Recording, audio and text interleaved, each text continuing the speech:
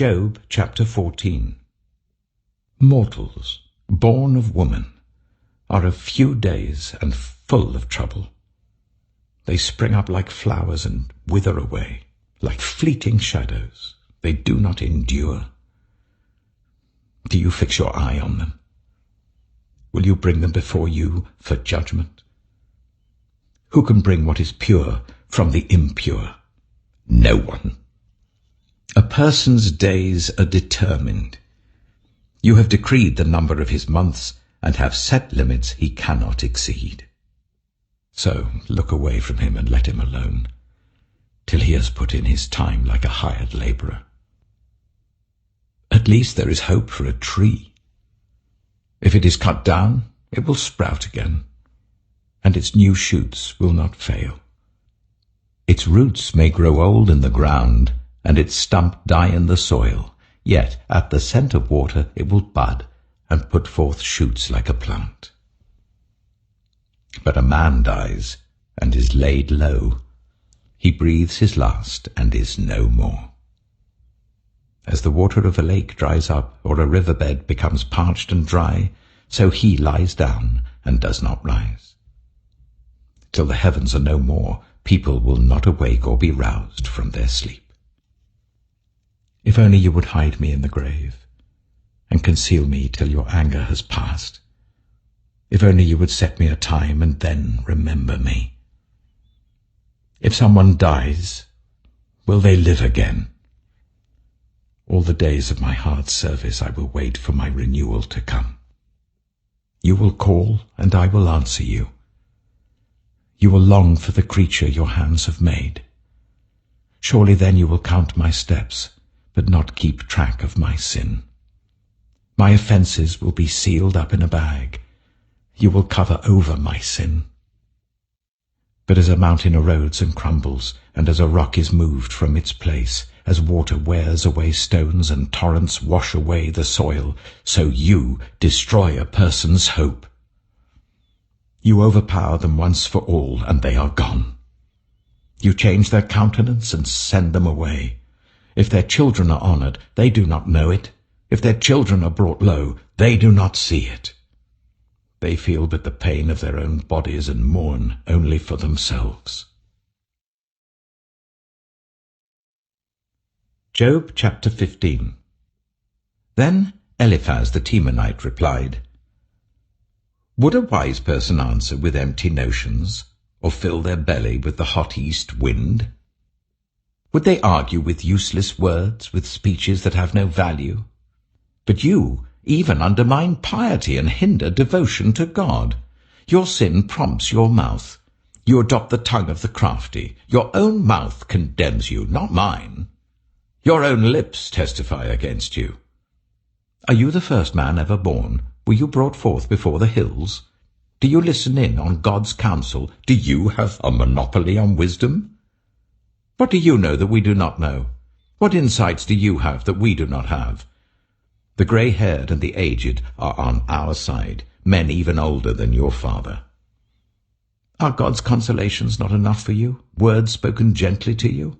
Why has your heart carried you away, and why do your eyes flash, so that you vent your rage against God and pour out such words from your mouth?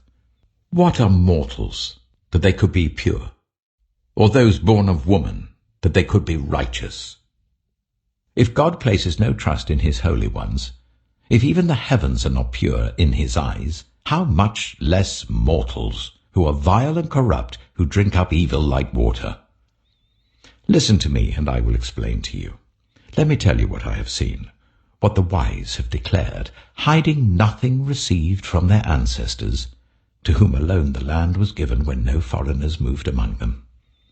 All his days the wicked man suffers torment, the ruthless man, through all the years stored up for him. Terrifying sounds fill his ears. When all seems well, marauders attack him. He despairs of escaping the realm of darkness. He is marked for the sword. He wanders about for food like a vulture. He knows the day of darkness is at hand. Distress and anguish fill him with terror. Troubles overwhelm him, like a king poised to attack, because he shakes his fist at God and vaunts himself against the Almighty, defiantly charging against him with a thick, strong shield. Though his face is covered with fat, and his waist bulges with flesh, he will inhabit ruined towns and houses where no one lives, houses crumbling to rubble. He will no longer be rich, and his wealth will not endure, nor will his possessions spread over the land. He will not escape the darkness. A flame will wither his shoots, and the breath of God's mouth will carry him away. Let him not deceive himself by trusting what is worthless, for he will get nothing in return. Before his time he will wither, and his branches will not flourish. He will be like a vine stripped of its unripe grapes, like an olive tree shedding its blossoms. For the company of the godless will be barren, and fire will consume the tents of those who love bribes. They conceive trouble and give birth to evil. Their womb fashions deceit. Job chapter 16. Then Job replied, I have heard many things like these. You're miserable comforters, all of you. Will your long-winded speeches never end? What ails you that you keep on arguing? I also could speak like you if you were in my place. I could make fine speeches against you and shake my head at you. But my mouth would encourage you. Comfort from my lips would bring you relief. Yet if I speak, my pain is not relieved, and if I refrain, it does not go away. Surely, God, you have worn me out. You have devastated my entire household. You have shriveled me up, and it has become a witness. My gauntness rises up and testifies against me. God assails me and tears me in his anger and gnashes his teeth at me. My opponent fastens on me his piercing eyes. People open their mouths to jeer at me. They strike my cheek in scorn and unite together against me. God has turned me over to the ungodly and thrown me into the clutches of the wicked. All was well with me, but he shattered me. He seized me by the neck and crushed me. He has made me his target. His archers surround me. Without pity, he pierces my kidneys and spills my gall on the ground. Again and again he bursts upon me. He rushes at me like a warrior. I have sewed sackcloth over my skin and buried my brow in the dust. My face is red with weeping. Dark shadows ring my eyes. Yet my hands have been free of violence, and my prayer is pure. Earth, do not cover my blood. May my cry never be laid to rest.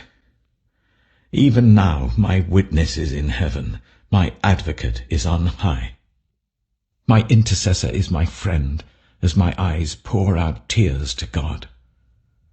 On behalf of a man, he pleads with God as one pleads for a friend. Only a few years will pass before I take the path of no return. Psalm 126. When the Lord restored the fortunes of Zion, we were like those who dreamed. Our mouths were filled with laughter, our tongues with songs of joy. Then it was said among the nations, the Lord has done great things for them. The Lord has done great things for us, and we are filled with joy. Restore our fortunes, Lord, like streams in the Negev. Those who sow with tears will reap with songs of joy. Those who go out weeping, carrying seed to sow, will return with songs of joy, carrying sheaves with them.